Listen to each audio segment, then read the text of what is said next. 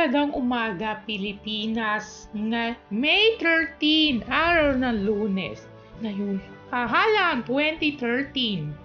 Ako po si Arya Atrienza. Right-hand ng boto. Ako namang, Andre Ezekiel. Kasama nyo sa mga himay sa mga issue at lipunan.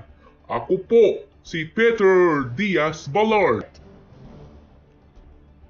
Ito ang Kahalang 2013.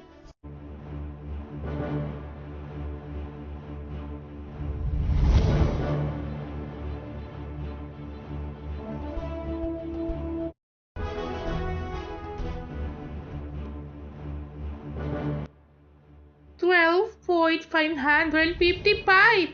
Yan po ang mismo sa sentro ayon sa Philippines. Ating mga boto at pag-vote in hand para sa mga boto.